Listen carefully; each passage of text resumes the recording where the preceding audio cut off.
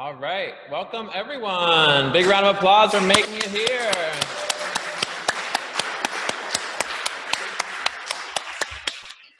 Thank you all for coming. Can you hear me in the back of the room? Awesome, sweet.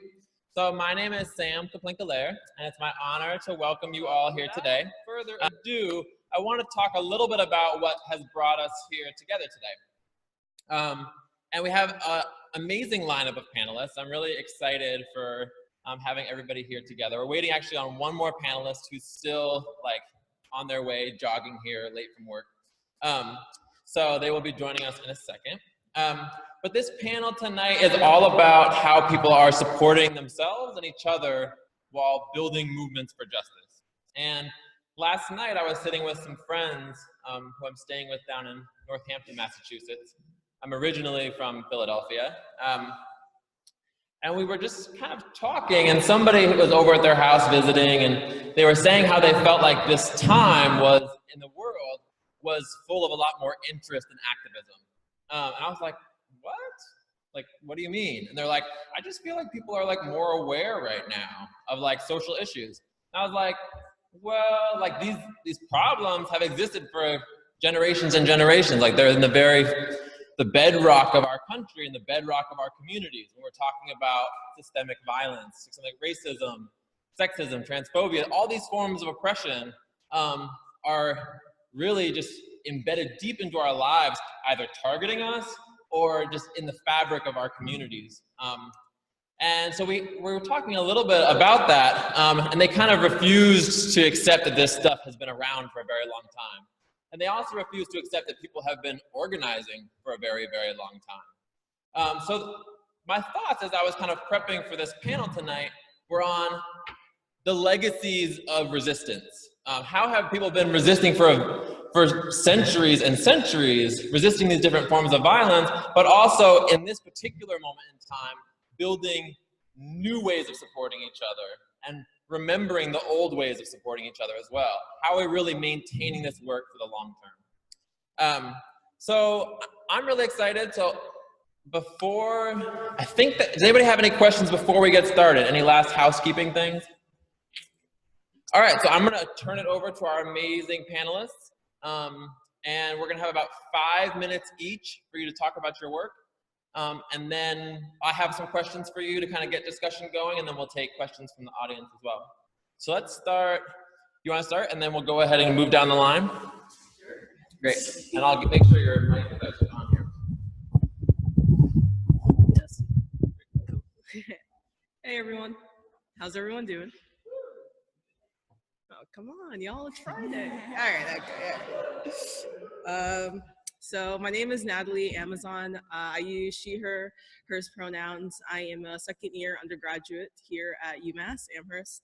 I study political science and legal studies.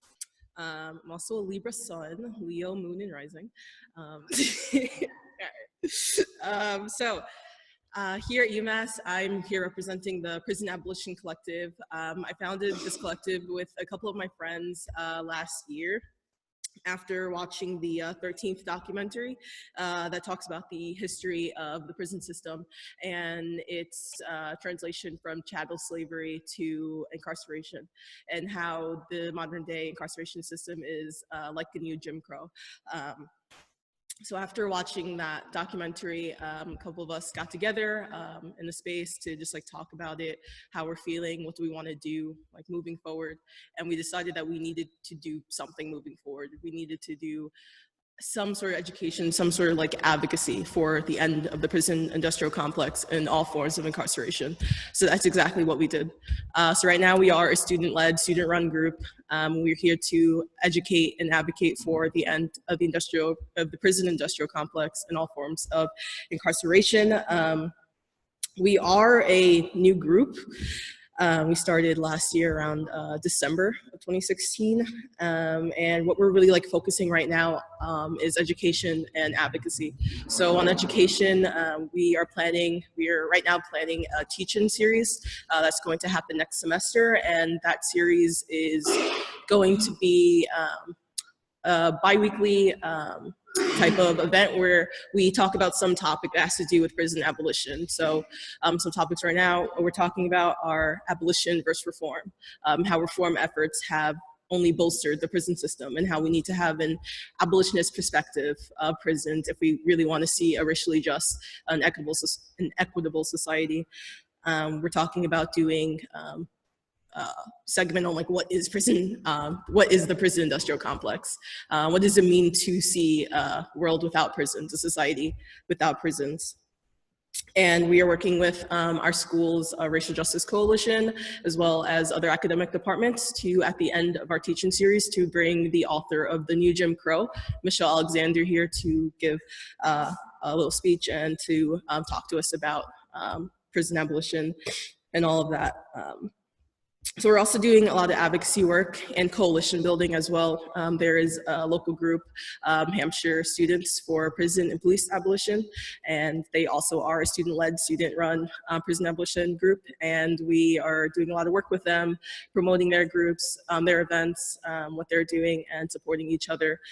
Because this is going to take a lot of us, and we realize that. So we want to build that like solidarity and build that community as much as we can, as well as partnering and going to like different like classes on campus and presenting about like our group and talking about prison abolition. So generally like raising the education and awareness about prison abolition.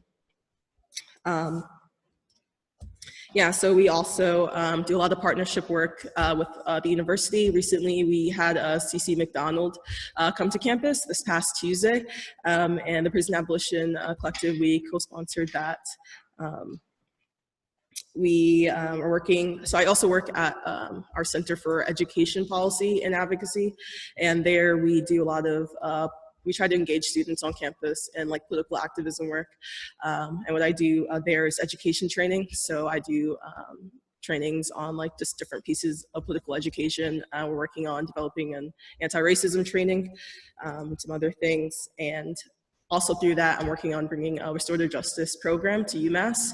And PAC is like supportive in that. And just like working together to do those things, and other groups on campus. So what we're really about is just like education and advocacy and just like coalition building and just trying to like build a sustainable movement like here and have that be like translated to like the wider society. Because this is something that like we really needs to happen. Like we need people to wake up and like be aware of like slavery happening like right under their noses like right now. It's destroying lives, it's destroying communities every single second, and it's not an issue that we can just sit back on and think that it'll just end or like reform will fix it. We really need to see like actual radical change and changing how we view humanity, how we view each other, and being more empathetic to each other as a community, because that is how we're going to survive. Thanks.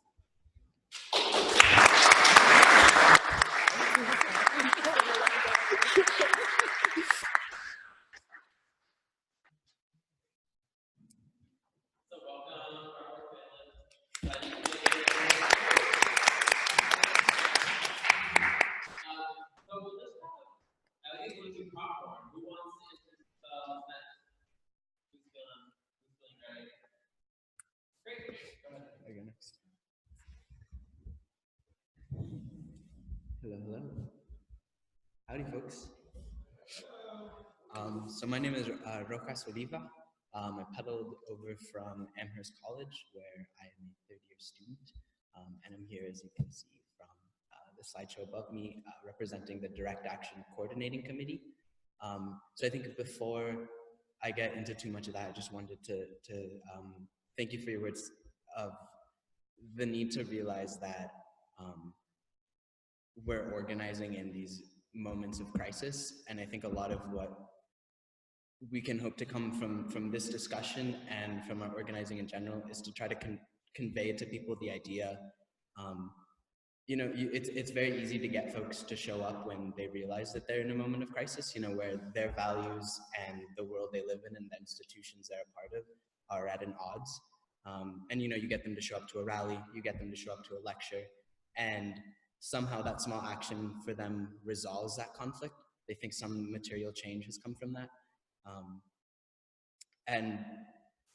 And so, yeah, I think what we need to like try to do every day is expand those borders of empathy, as you were saying, like view humanity in a different way, so we can understand that for so many of us at the margins, every single day is a moment of crisis. And really, as you were saying, no reform is going to change that. I think what many of us up here are calling for is revolution, and I think that's something we have to take seriously.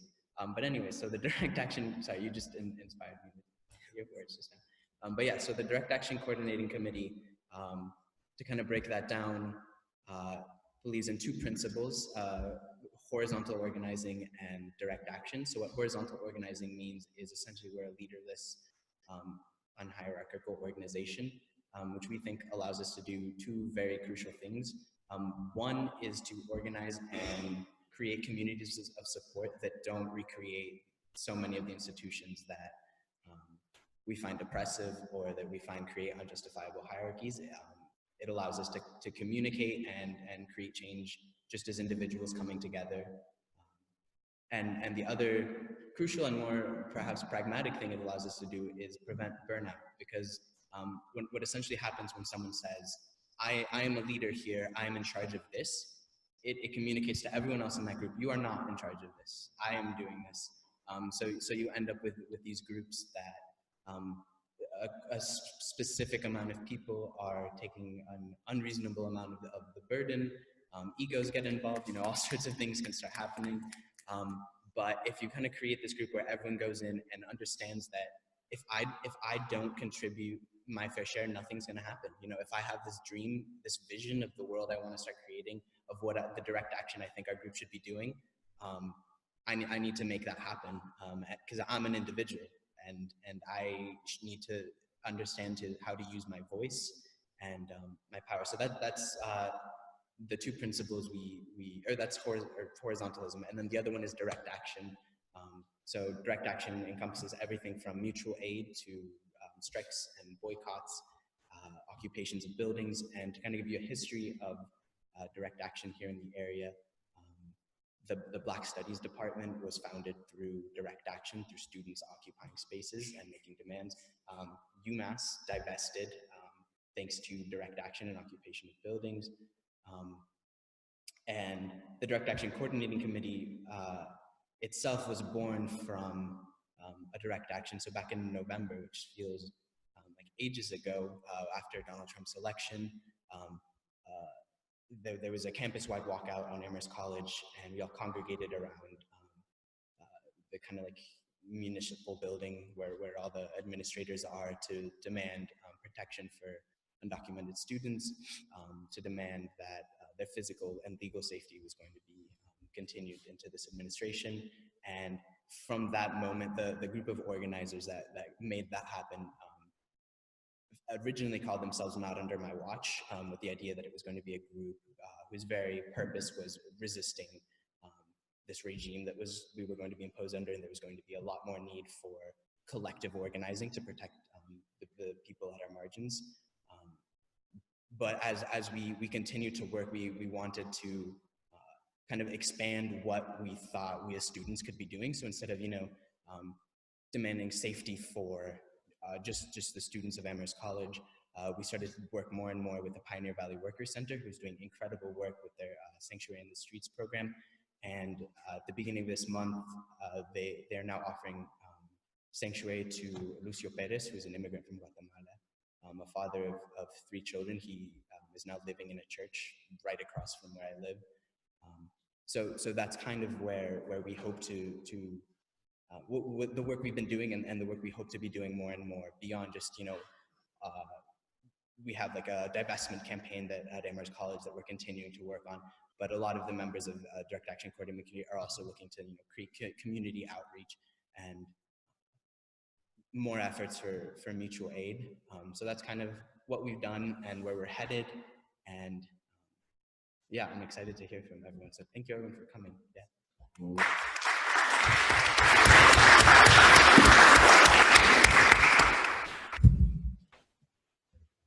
Good evening.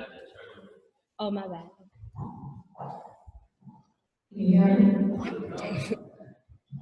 So good evening. My name is Camila. I'm sorry for I'm late.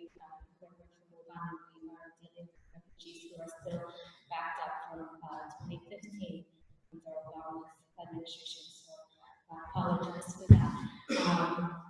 Bios always feel really awkward, as we were talking about before, but I'm in a way institution with kind of like people in the room, so I'm going to pop these facts. I'm the third person too. Camila is an award-winning community organizer and author who works internationally while leading activities from human rights mission and abilities to be in the World War. She currently serves on the countering Islamophobia faculty for UMass, and is the assistant director for Leigh project and Snapchat. Years ago, body production, visual arts, political association, femicide, exploitation of Black American children and their parents. And actually speaking out as well as the rights of in the audience tonight, they are part of this project, just speaking on all this shout to them.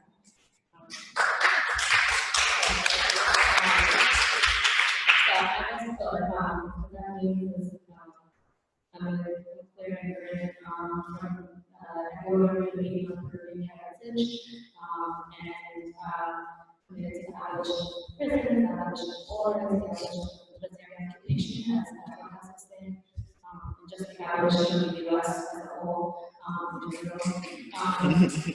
and previously, I worked as the chair of certain organizations, justice and education organizations for fields, as well as served as education in Canada, a resource network in Ecuador, Colombia, serving refugees and victims of genocide under the war.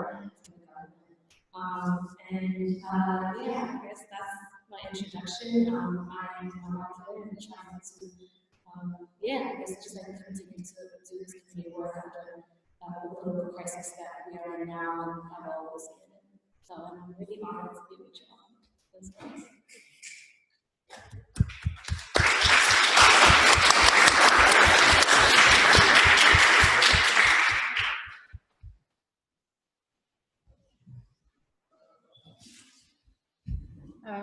Hi everyone, my name is Leigh. I am with the National War Tax Resistance Coordinating Committee, which is an organization that has been around since 1982. We exist to spread information about war tax resistance, which is refusing to pay taxes, primarily federal income taxes, that fund the militarism committed by the U.S. in, just about every country around the world.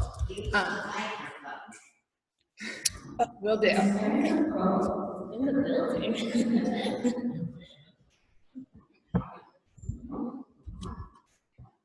So we,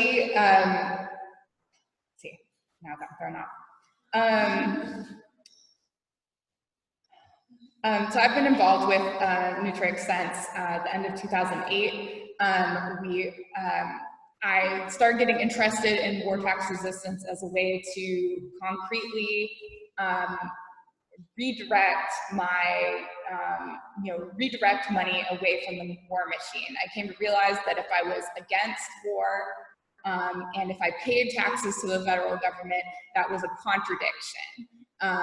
If I was going to be protesting, if I was going to be marching, if I was going to say, like, I don't want the government to pay money for war, why am I willingly handing that money over to the government for war?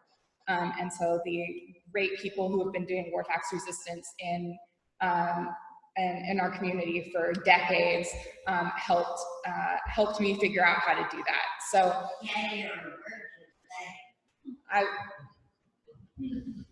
I'll try to speak louder. So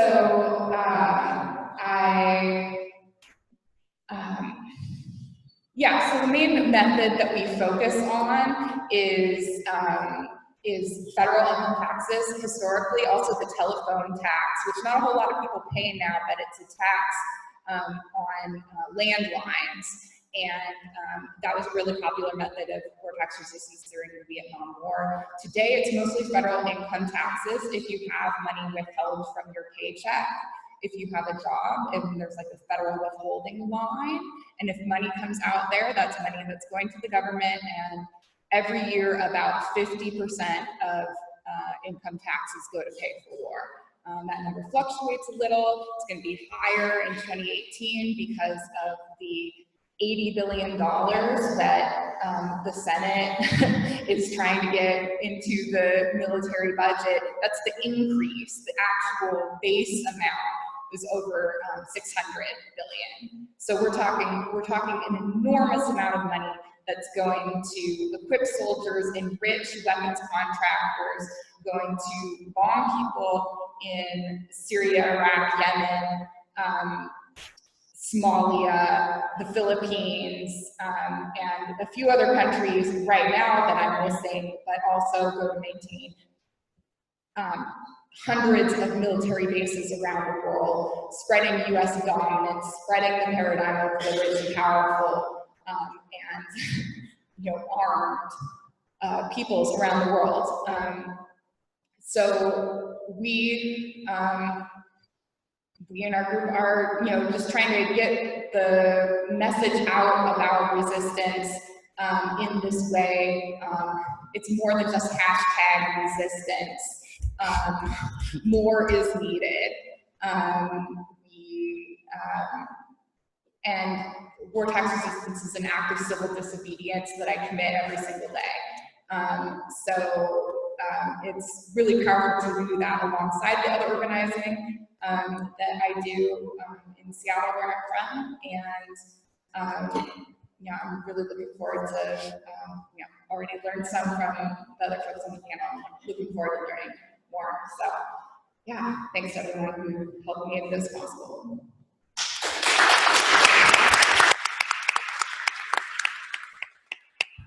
After I ask a few questions of the panelists, then we're going to bring in questions from the audience.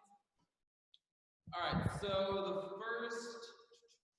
the first question for y'all is, how are you supporting yourselves and others in your community while facing layers of state violence? And in particular, also being in organizing spaces and communities that can feel toxic themselves, that can be hard to be in.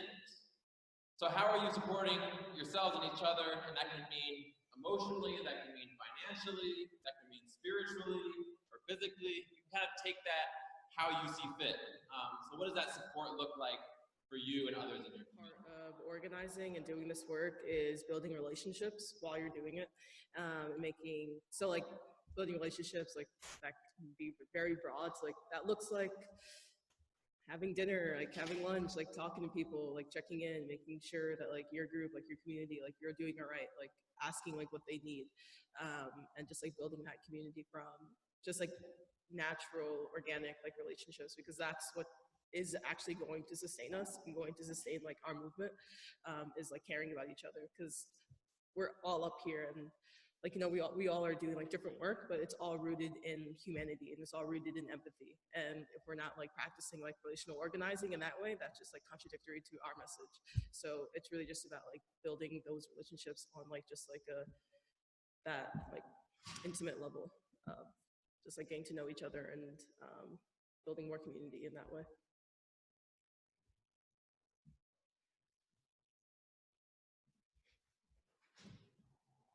Yeah, so I mean, it's really natural that the issues like misogyny, racism, colorism that we face every day on a macro level in our country are emulated within intimate organizing spaces that are trying to dismantle that. There's no organizing space in the entire world or history that has ever been free of all of those inequalities. And we see this, unfortunately, many of our revered heroes in the racial justice movement, Seal,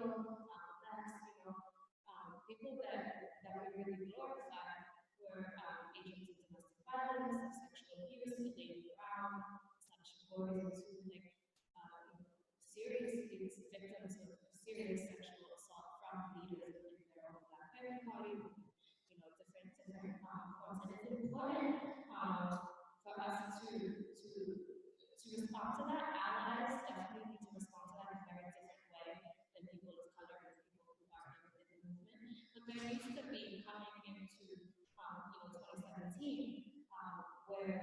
awareness and social justice is such a prevalent part of our culture in a way that it has never been, the past 20 years.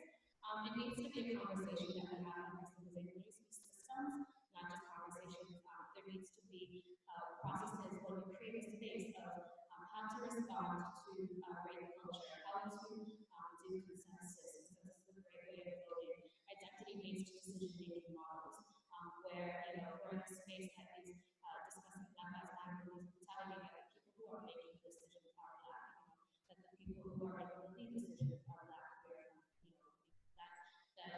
that the decision-making models are identity-based and aren't just about everyone gets one equal vote, because that's unfortunately doesn't live in the world where each vote is equal, regardless of the space it's in. So the Young Lords, Puerto Rican Freedom Party, they had a great manifesto that was a response to a lot of the rape culture and misogyny and violence against women that the Young Lords activists themselves were perpetrating onto other, queer, genderqueer, family-bush organizers within their space. And so, the Young Lords, the peace movement, all of these movements that have really been successful and creating their own agency is because they're not only trying to dismantle the forces and systems that oppress them, but trying to dismantle the relationships within them that oppress them. And that's why when the Zapatistas gained independence, they don't gain independence because they were only fighting those who systematically oppressed them. They gained independence because the moment that those systems were confronted, they also had a strong foundation in baseball and were able to hold themselves. And obviously, as they were more about any of these movements or acts as they were cured that fault. But there is a clear intention for women and gender people within that group that are constantly actively working to repeal that. There's this book called Revolution Starts at Home. It has a lot of transphobia in it, and really erases how gender people are the most effective and marginalized within our social justice spaces. However, it does provide practices that people can use and apply, and so that's something that's we do with every single resource in our efforts, take everything with a grain of salt afterwards and constantly be better and work with us and organizations. So that's a resource that I recommend to anybody who is trying to really work on internal work and relational organizing. There is a class that I and others will be facilitating with the UX program at UMass that's specifically about relational organizing and how to develop healthy environments within the grassroots movement. But yeah, there needs to be systems put in place, right when you are, right when your family comes and you're creating a new space. It can't only be about what are white people doing to us and what are men doing to us, but not how are we doing this to each other, and how are we going to set up systems that actively dismantle that, teach us to do better.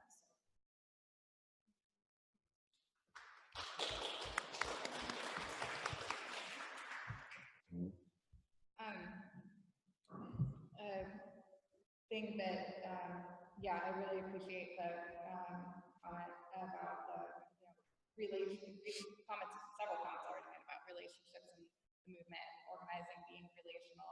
One of the things that I really have really learned from organizing on racial justice issues in Seattle is, Seattle is a pretty white city and there are a lot of white folks there, and white folks have a lot of work to do in terms of relational organizing with people of color and learning to listen and learning not to be defensive. So that's just my invitation to, for all of us white folks to start supporting by being curious and not defensive.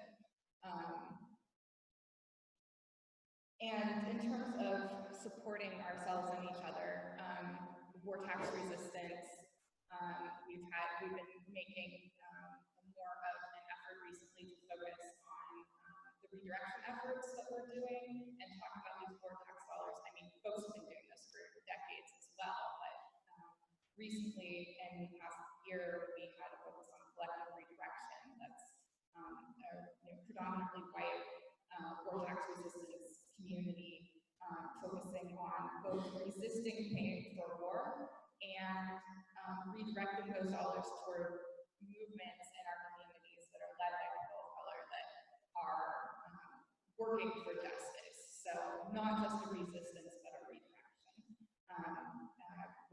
with this money, and just addressing the sort of base obligation of folks to do that redirection of resources to when they're able to help make the world help move the world in a positive direction. So that's been really valuable to me, and a movement that I'm inspired by right now is the Real Rent Duwamish group in Seattle that is asking folks to start paying rent to the Duwamish people, who are the original people of the Seattle area, who are not a federally recognized tribe. And so that's one of the things I'm doing, is making a small contribution in rent to the Duwamish tribe. And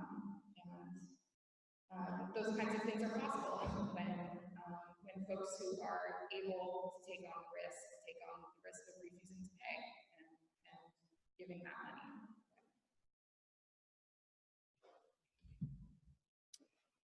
Yeah, I absolutely agree with what everything everyone up here has said already. And yeah, and speaking of the Zapatistas and the Young Lords, yeah, this idea of being deliberate and self-aware and self-critical and willing to do the work of acknowledging what sort of spaces you're creating and what sort of thoughts and intentions are going into those. Because I'm someone who, so I'm a biology major. I kind of got into organizing through just like nightmares I was having about climate change and the world we were going into. That was my introduction to this kind of discord people slowly start to have as they grow up. For some, due to their identity, it's a lot earlier and a lot intenser than for others.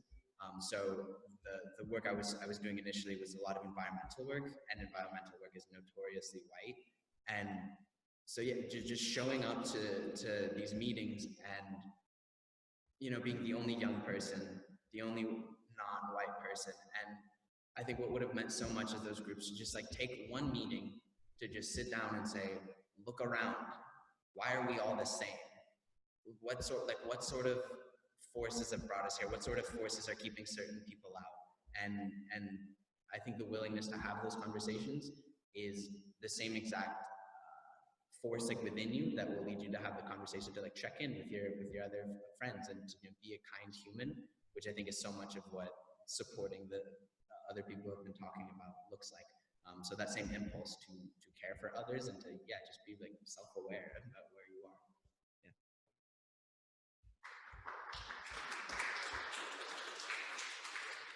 Just read the question out loud before you answer it.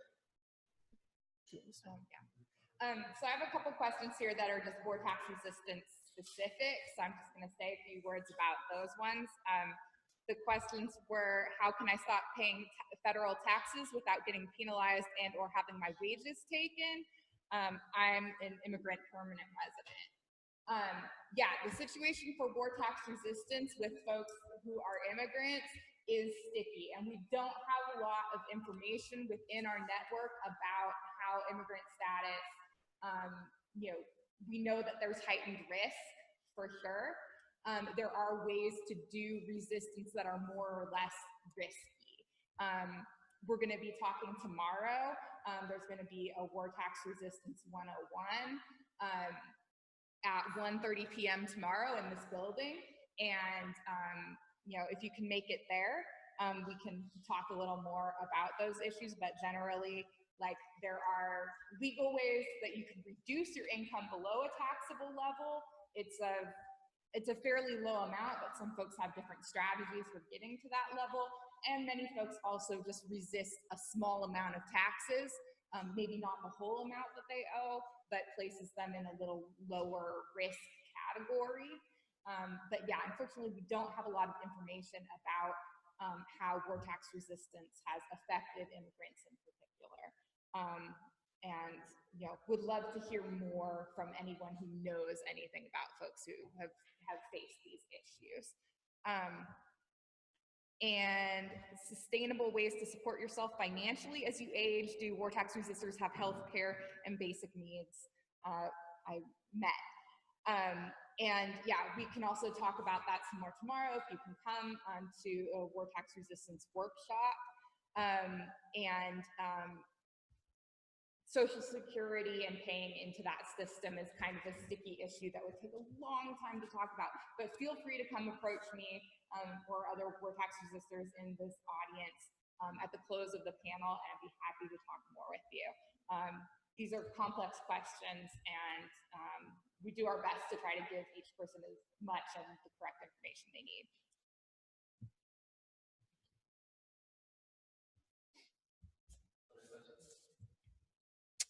I really like the question, where do you see intersections between your own work and the work of your fellow panelists? First, can everyone hear me? Cool. So I thought of this so prison abolition, it means coming to a point where we can declare prisons obsolete, right? It means coming to a point where we don't need prisons and we can be more empathetic to people. And that intersects with a lot of the work of realizing that racism,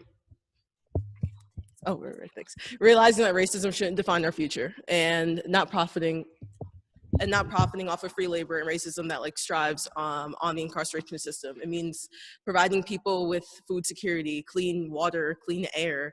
A lot of the times, why do people rob? Why do they steal? Because they need to eat and they need food. They need to feed their families. Providing those things to them and providing clean water for them to drink, and demilitarizing our schools, providing free public higher education. All these things are societal factors and societal problems that the prison successfully works to ignore. Now, society, we don't have to think about these problems that are affecting all these communities. We could just put these people in this little box and we can forget about them.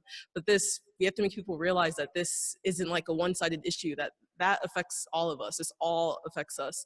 Education, poverty, water, food, we all need these things. And the sooner that we can realize that these systems are ruining our communities and in turn are ruining all of us and are causing us to just die, literally, the sooner we can start doing something about it, and we could start fixing it and working towards a better society, because we need each other to survive, and we can't shuffle people behind cages anymore. There isn't a good cage for a human being. That doesn't exist.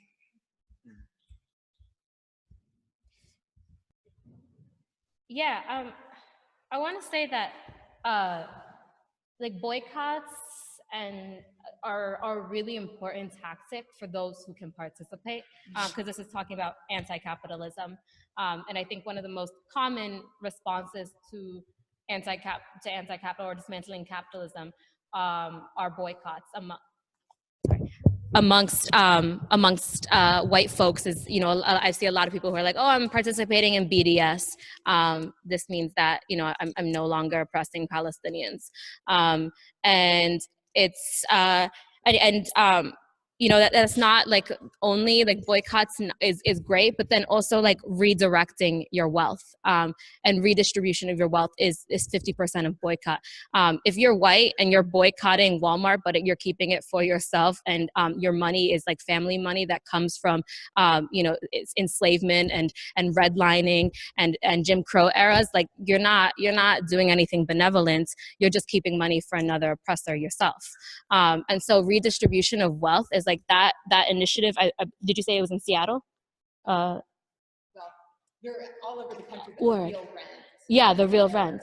Yeah, that's incredible. That is folks need to and folks need to do that. And there are mestizos, which are kind of the equivalent to white folks in Latin America, who are doing that in Bolivia, who are trying to do that. Redistribution. A great example of redistribution of wealth was Venezuela, it's it's really interesting that the U.S. now wants to invade the military of Venezuela.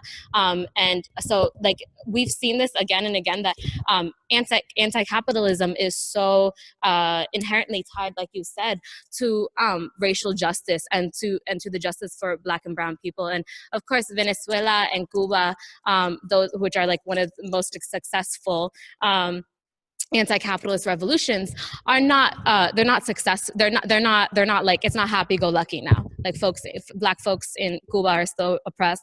Indigenous folks and campesinos and cholas in Venezuela are still oppressed.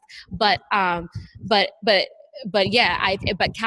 you can see the difference in the way that like folks, that the way that literacy rates rose, the way that access to education, the way that access to like goods, you know, rose for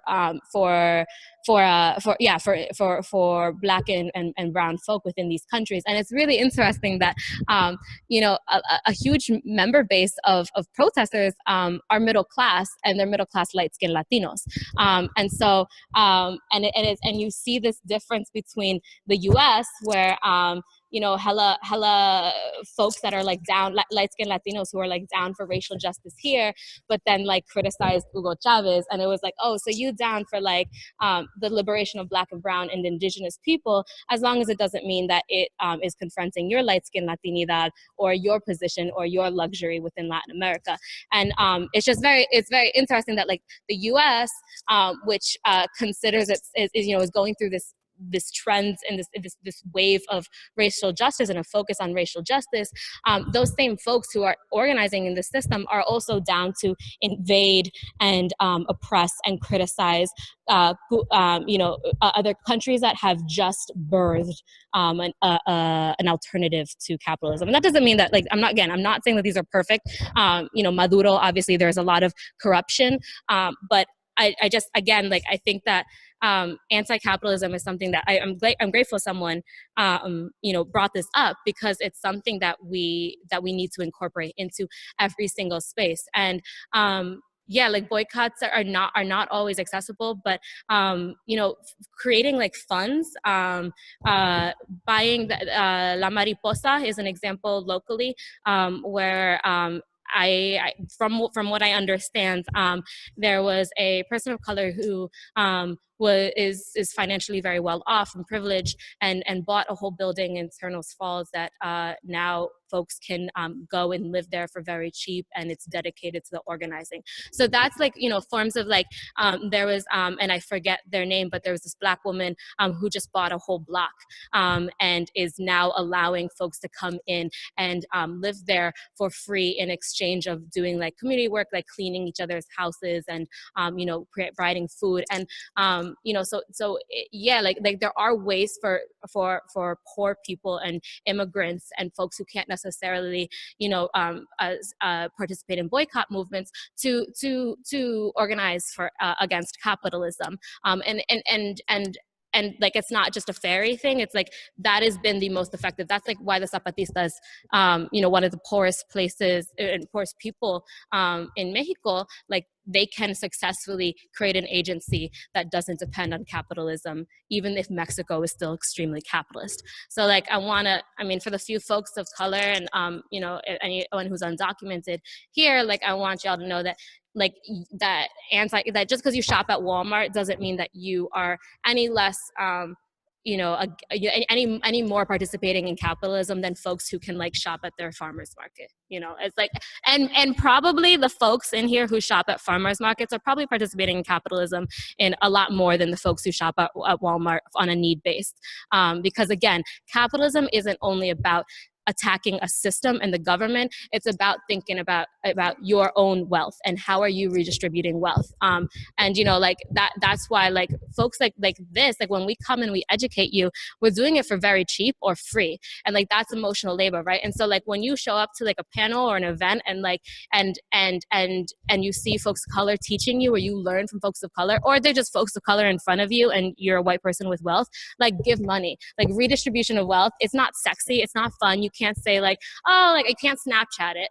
But like, again, you can, that is a really effective. A person of color will be able to go out there and do whatever they want with that money. And that is, again, redistribution of wealth is something that I think like, yeah, is part of anti-capitalism.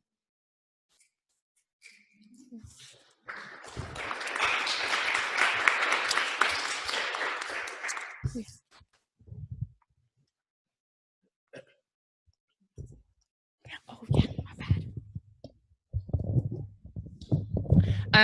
I just wanted to say also, I've been thinking a lot about war tax resistance in the context of prison abolition, and the folks who have taught me over the years that the war is not just abroad, that it's here at home, and that prisons are and prisons, and not just prisons, but the entire criminal justice, injustice system are manifestations of the criminalization, control, and genocide of people of color in this country. And when I stand against militarism, I can't fail to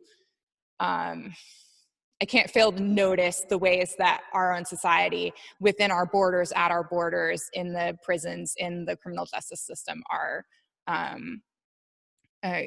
just the militarization of every level of society, and in the history of what's called the United States.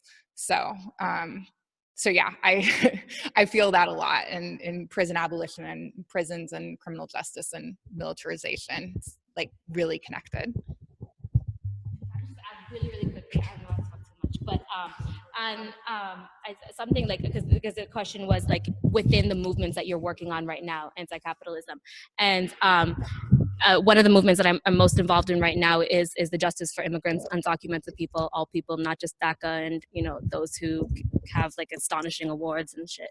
That there's this common argument that of immigrants being economic value, and this common like thing that I say around like white people of like, yo, like they contribute to our economy, or they do such great work, or like A Day Without Mexicans, that film, or like like what would our country be without undocumented immigrants? Our country without undocumented immigrants, the economy would crash. The Reich brothers released a statement saying they would lose about $2 or $3 billion if undocumented people, if only DACA and undocumented graduates of DACA would be deported. And so for the Reich brothers and other evil companies like that to depend so much, $2 to $3 billion on the labor of undocumented people, you have to think about like, what does that really mean?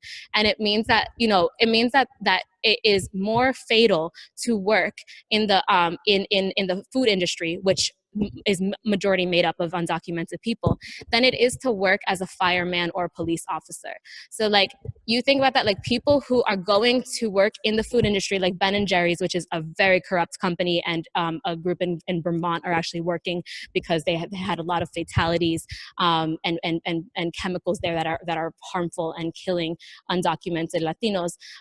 There are, like those, what does it mean for folks who are showing up to package Ben & Jerry's, to like, working on farms? What does it mean that those people are dying more at their work than police officers or firemen who are going into burning houses every day? Like that's so evil. So when like folks say like, our economy, or talk about our economy, or talk about people as a contribution or labor value, that's so capitalist. And I don't want to hear when you tell me like, come support this court support for this undocumented immigrant, and they have a PhD, and they have like, and they work for the so-and-so, and they like, I don't want to hear that. I'm going to show up to that person because that person's a human. And reparations is probably the most important, like one of the most important acts of anti-capitalism, right? And reparations is not only white people giving money, but it's also other forms, other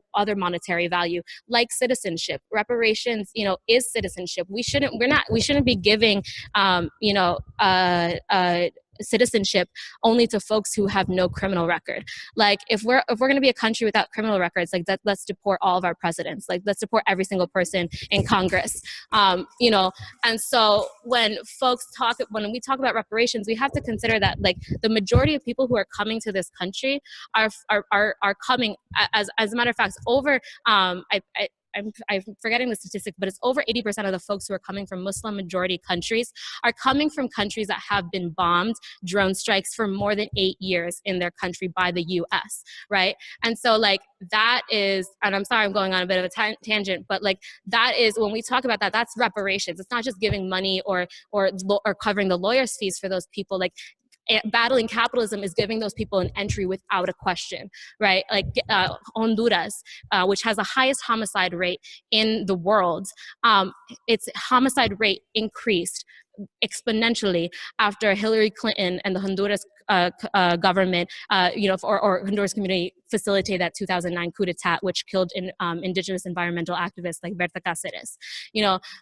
So there are like anti-capitalism is not just about like, again, boycotting or monetary value. It's about like redefining what justice means, what citizenship means, what terrorism means. Like one of the most capitalist forms of the U.S. is terrorism. It's terrorism we do against other countries. And I don't believe that that we dropped over 26,000 bombs in 2016 alone on Muslim majority territory, and then like one person who happened to be of Muslim faith kills 9 people in the US, and you expect me to mourn over that more than I do over the kids in Yemen? Like, please, that's not terrorism. That's counteracting. And these people are also very oppressive to Muslims. So I'm not saying that these people are heroes or anything. I'm just saying like that for me is not terrorism. 9/11 wasn't terrorism for me. Like that's a response to a military occupation. The US has military occupation of 70% of the world. And we get bombed or shot up, and it's a person of Muslim faith, and all of a sudden they're the terrorists. Nah, like we're the terrorists. And so that's doing anti-capitalist work. That's incorporating anti-capitalist work into our movements.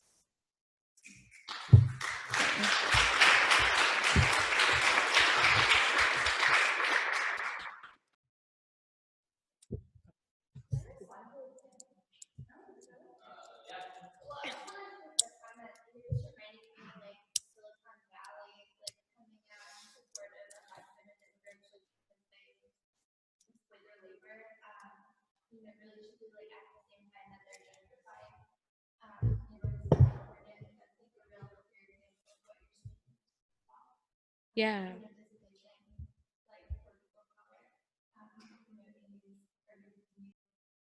Yeah. Yeah, sanctuary homes. Like what the fuck is sanctuary? Like we're walking on dead indigenous people. There's never such thing as sanctuary, and it's true. Like I think San Francisco and Oakland, they have like the highest amount of anti-gentrification and housing justice organizations there, because of they're one of the, I think if not the, like they are one of the most gentrified cities in the country, and the highest, and one of the most. I think it's more expensive to live in San Francisco than it is to live in New York, and so. But it's really odd that I see a lot of organizations. I'm not going to name names, but I know people who have graduated from UMass, who are not from San Francisco, who have moved to San Francisco to work in an anti-gentrification organization, and it's just, and that's like going back to college students, like. If you are gonna go and like we're organizing a place, but then you're gonna like buy yourself pay like over $2,000 for rent, like what does that mean? And that's the thing is like, it's like, yeah, it might be sexy to have a BA and then like go to Brooklyn and like, oh, now I'm organizing with like this like queer Black femme project that talks about like genderqueer resources in Bushwick, and it's like, yo, but wait, like when you went and you paid $2,000 for a 1-bedroom apartment, which like none of my New York homies who are for real like are gonna do that, because we're gonna cram 6 people into one room because we know how to, again, confront capitalism in ways that like aren't through a boycott. Like what are you doing when you're paying your landlord that full amount of money, right? And then going, and your day job is to organize, but your night job is to be the person that you're organizing against? Like what? So thank you for bringing that up, because like I think that that's something that like college students and people like who come from privileged backgrounds need to think about when they go into these communities. You want to touch any of the other questions before we wrap up? If someone could answer this, because it's something I'm working on in therapy, and I would love some answers. I'm like, what? Oh, yeah. I'm like, whoever wrote this question,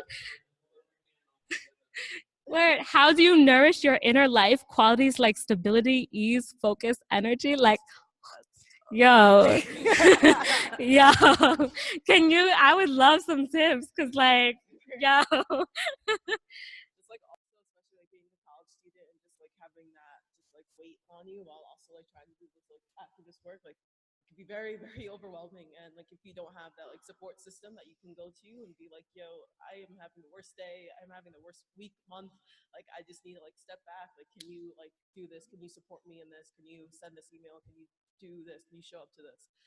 Having those people that will like be with you, and you cultivate that through like relationships and doing like organizing and getting to know one another and building that community with each other, so that when you are falling a little bit, they can step up, they can pick you up, and you can keep going. Because like I said, like before, like this is going to take a lot of us, it's going to take a lot of time, and we need everyone to be at their best, and to be at our best, we need to support each other. So how I nourish that is just being with friends and being with communities that do that for me and that I can go to and for help and just support. But yeah, this is a good question. Whoever wrote this, it's definitely something that I think about a lot, and I try to do a lot.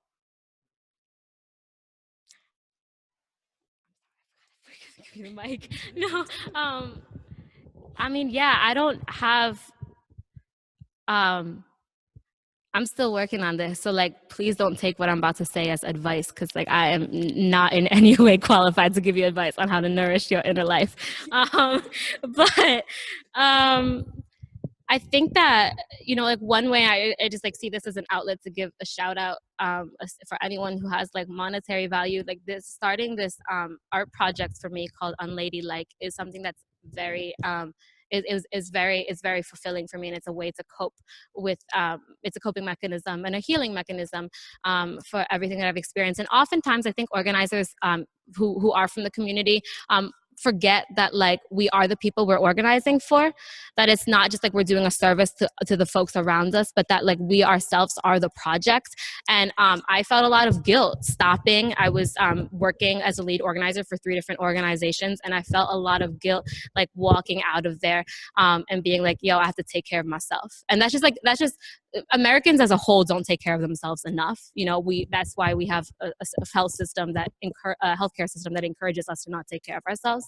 But like, yeah, this art project for me is like really healing as a survivor of sexual assault, as a survivor of like, you know, relationship violence, like this project, because Latinas are the most affected by femicide in the world, and they're also the least paid people. And I think that's an intersection that is so high. And so this project for me, like has been so helpful, and I would like so appreciate if folks who have like monetary value and privilege would like be able to support this, because I would love to be able to also make this project lucrative for other queer folks, women of color, you know, and so like what, yeah, when like I think that you have to ask, and you have to be not afraid to ask for help, right? And I don't know who asked us, but like if you're you know, a person who's a marginalized person, like you have to be able to have no shame or fear advocating for your need. Like you know, like if you can't afford a therapist, if you can't afford like hormone medicine, like you have to be able to like and you shouldn't have to ask, but like that is the reality, is that you have to ask, because people aren't going to opt out. But like never feel like there are resources out there, and never feel ashamed to like be like, yo, I need like my token white friend, like I need you to pay for my Adderall, I need you to pay for my hormone, I need you to pay, you know, like these are so I think like that is like self-care is something that I'm really learning right now, and that is like stability, ease, focus, energy, like art, therapy, therapy is something that's like really just like a taboo within communities of color, specifically Latino communities. But I think like, yeah, like those are, asking for resources is something that I'm really learning right now. And so that's just like my sharing. I'm obviously not an expert on this, or have done this successfully, but yeah, like really asking for help and carving out space where you can, and finding resources that will help you carve out space if you cannot afford to right now. This one, does anyone have an answer to this? I love this, but I don't know. Yeah.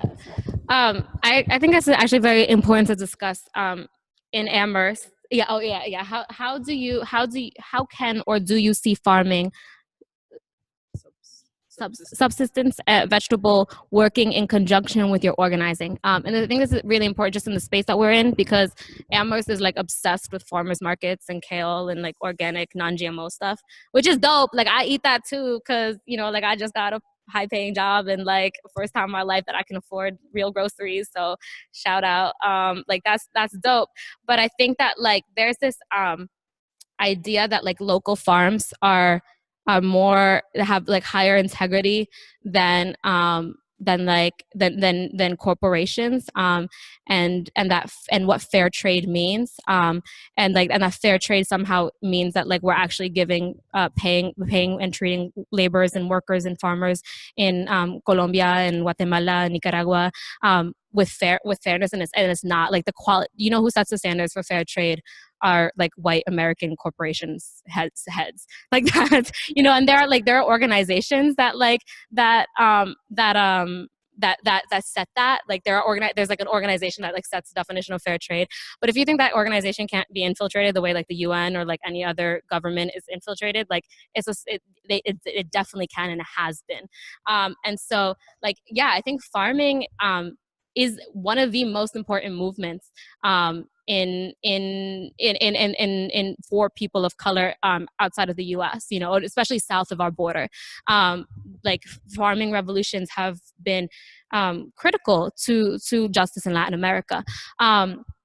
But yeah, I think like I think that, how do I see farming and sustainable vegetable? First, like just like nourishing the world, the land is like, of course, incredible. That's a whole other a tangent that I'm not going to go on to right now. But of course, that's a very incredible and important part of social justice. But also like making sure that the folks in the farms are being treated well, like that there are human rights within the farms is very important. And so like always, if you're going to show up to the farmers market, like ask your farmers market, how much are you paying your undocumented workers? Are your undocumented workers protected? Like if there was to be a raid on your farm, how are you going to respond to that? Like are your undocumented workers able to have access to doctors? Or are they like the chemicals, like the chemicals that are used to put on plants, like your food could be chemical free, but that doesn't mean that the facility in which it's grown is chemical free. And that means that there are undocumented people who are affected by those chemicals, right? So it's like, those are the questions to ask when you think about like sustainable farming. There are organizations like Nuestras Raíces, which are doing sustainable farming. There's places in Vermont that are doing sustainable farming, community gardens. But like, yeah, like that's something that I think about a lot, is like in this Amherst culture of eating local, eat fresh, eat local. Like, I mean, like, what is that? Or like, that it's cruelty free. Like, what does that mean? That like the chickens aren't caged, but the people are. Like, okay. That's not cruelty free. So like those, when you show up, like was tomorrow Saturday? Farmers markets are on Saturday, I think. Like ask the farmers, and like, do your workers have doctors? Are your workers having a place where they can sleep? Are they working like 8 hours? Are they working more than 8 hours a day? Do they have like clothing and healthy places? Are they eating healthy food? Are they getting the kale that I get? Do you know how to protect themselves? Are you seeing if their children have access to good education? Like that's like what, like when you talk about sustainable farming, it's not just about taking care of the land, but it's about taking care of the people who are native to the lands. And the majority of undocumented immigrants are indigenous people that have been colonized. And so yeah, I think that like that's what I know about sustainable farming. That's not, of course, the entirety of sustainable farming. I'm not a farmer and I'm not in the movement, but that's just like what I understand about it.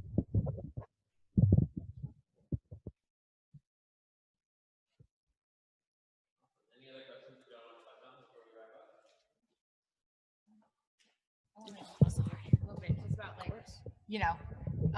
About like the nourishing ourselves question, and like, yeah, for some of us, like, for some folks, this past year has been hard because they've come to realize, how much danger folks are in every day. For some of us, it's just, it's the getting annoyed because people didn't realize until now how bad things already have been, and having to deal with folks' surprise, or deal with just a lot of energy around folks being like, well, now things are bad, and now I'm going to write a letter to my senator, or whatever. It's kind of what I'm thinking of when I mentioned at the beginning, #resistance, is like, oh, I'm going to write a letter to my senator, and resistance is so much deeper and broader than that. But in terms of an inner life, it's just, I don't know, I've been just really grabbing on to lately, like everything that awakens some happiness and joy in me, and just being like, okay, do that as much as possible. And sometimes that means taking a break because avoiding burnout for my own good and the good of the organizations I'm working with in the movement, and understanding the ways that I'm socialized, on one hand as a white person, on the other hand as a woman, to both disengage from thinking that the struggle is my own, but also as a woman being socialized to take responsibility for a lot of things, and doing and thinking that this work is thinking that I have to do all the caring work, or stuff like that. So just grabbing, I've been doing a lot of grabbing onto the things that make me feel alive lately, and trying to push away the things that don't. So yeah.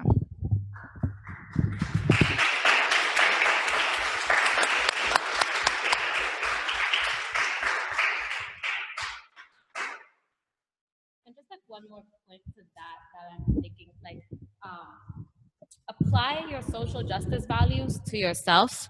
I used to work with women who are survivors of domestic violence, and I would work on I'd be like, yo, I'm a radical feminist combating misogyny every day, and I'd go home and date fuckboys, which is a colloquial term or euphemism for men who create misogyny, who emulate misogyny, rape culture every day in their dating lives, right?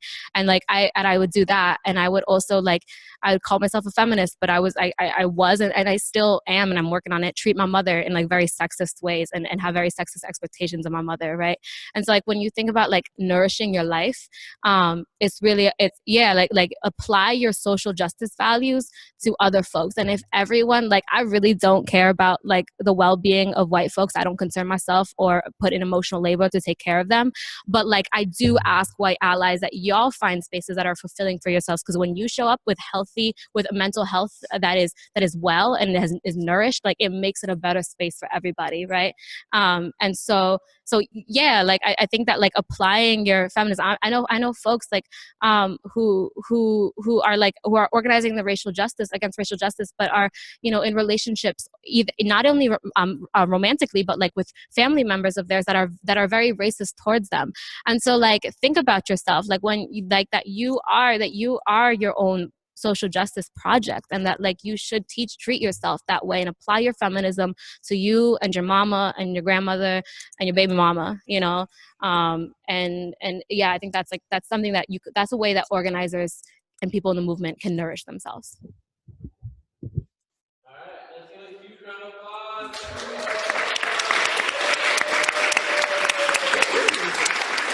Who are you? I really want to work I was reading the emails and everything. So good. I'm part of the outreach team for the original organization. So Yeah. So we'll be seeing each other. Yeah. That's what's up. I'm gonna try to take the class too. Next Word. semester, I'm gonna try.